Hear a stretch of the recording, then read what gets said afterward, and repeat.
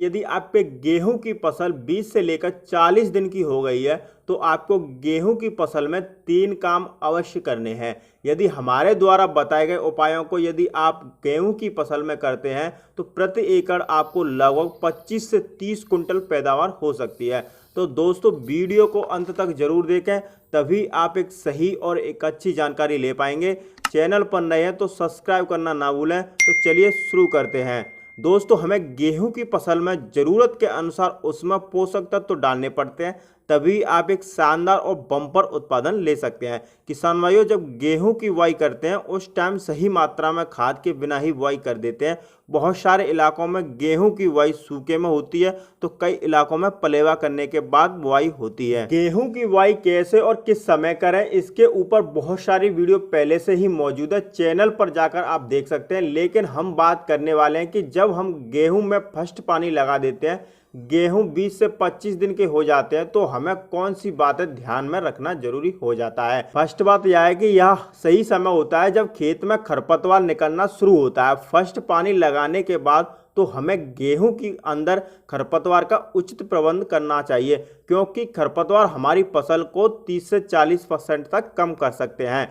खरपतवार जमीन से जरूरी पोषक तत्वों को अवशोषित कर देते हैं। जैसे कि हम गेहूं की फसल में खाद डालते हैं तो 20 से 25% खरपतवार खादों को यूज कर लेते हैं। तो सबसे पहला कार्य हमें गेहूं में खरपतवार को अच्छे से कंट्रोल करना चाहिए।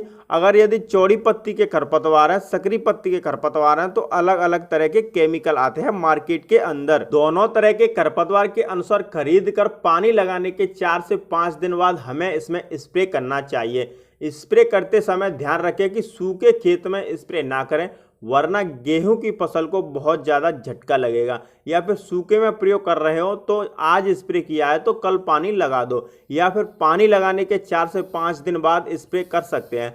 खेत में नमी बढ़िया से हो ताकि गेहूं की फसल पर कोई इफेक्ट ना पड़े, इस चीज़ का हमें ध्यान रखना चाहिए। दूसरी बात यह होती है, जब हमारे गेहूं की फसल 30 से 40 दिन की हो जाती है तो बहुत सारे किसान भाइयों के कमेंट मिल रहे थे कि वो कह रहे थे कि हमारे गेहूं में फुटाव काफ़ी कम देखने को मिल रहा है, या हमारे गेहूं में ग्रोथ काफ़ी कम देखने को मिल रही है, गेहूं की बढ़वार रुक गई है, पौधे में हल्का पीलापन नजर आ रहा है। इन सारी समस्याओं के निम्न कारण हो सकते हैं। एक तो होता है मौसम अगर यदि साथ नहीं दे रहा है। जिन्होंने ज्यादा अंगेती गेहूं की बुआई की है उनको ज्यादा समस्या आती है गेहूं की फसल में, क्योंकि गेहूं को ठंड चाहिए होती है।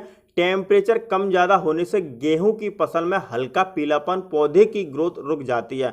और इसके अलावा दोस्तों पोषक तत्व हो गया जो एनपीके आते हैं, नाइट्रोजन, फास्फोरस, यूरिया, पोटास, यदि इनकी डेफिशिएंसी हो गई तो आपके गेहूं की फसल में ग्रोथ कम हो जाएगी, फुटाव भी कम रहेगा, गेहूं में ट्रिलिंग काफ़ी कम होगी।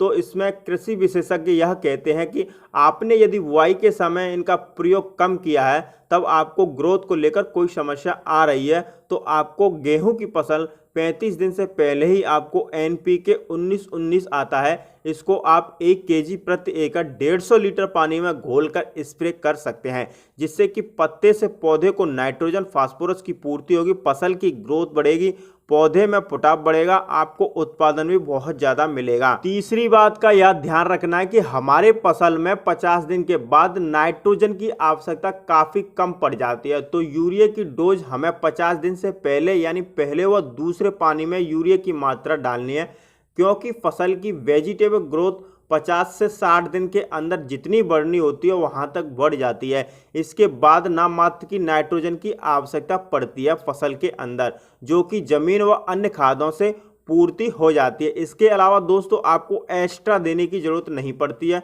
तो यहाँ पर कहा जा सकता है कि यदि आपकी फसल 40 से 50 दिन की हो जाती है तो यहाँ पर आपके पास 2 ऑप्शन होते हैं, या तो आप एनपीके 05234 का स्प्रे करें, इसके फास्फोरस पोटास की पूर्ति होगी, और अगर आप 05234 का स्प्रे नहीं करना चाहते हैं तो आप 0050 का इस्तेमाल कर सकते हैं। इसमें केवल 50% पोटास होता है। पोटास दानेदार फसल के लिए बहुत ही जरूरी होता है। यदि हम पोटास को शुरू में डाल देते हैं बुआई के समय तो आप इस खाद को छोड़ सकते हैं। इसके अलावा दोस्तों यदि आप इन खादों से अलग माइक्रो न्यूट्रिएंट्स खाद डालते हैं तब भी आप एक बढ़िया और शानदार उत्पादन पा सकते हैं। माइक्रो न्यूट्रिएंट्स खाद मार्केट में आपको बहुत सारे खाद मिले जाएंगे। हमारी राय माने तो किसान भाइयों 2 प्रकार के माइक्रो न्यूट्रिएंट्स खाद सबसे बेस्ट है। पहला है बायोवीटा, दूसरा है सगारिका।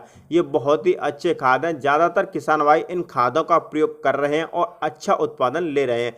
यदि आपको इनकी पोषक तत्व की कमी लग रही है तभी आप इसका प्रयोग करें, ज़रूरत से ज़्यादा प्रयोग ना करें। इस बात का भी आपको ध्यान रखना है। यदि हमारी फसल की ग्रोथ अच्छी है, फुटाव अच्छा है, पीलापन नहीं है, किसी भी प्रकार की कोई समस्या नहीं है, आपको खर्चा करने की जरूरत नहीं है। तो दोस्तों ये थी गेहूं में कुछ सावधानियां जिनको आपको रखनी है। दोस्तों यदि आपको वीडियो पसंद आई हो तो वीडियो को लाइक करें, चैनल पर पहली बार आए हो तो सब्सक्राइब करना ना भूलें। वीडियो देखने के लिए धन्यवाद। जय जवान जय किसान।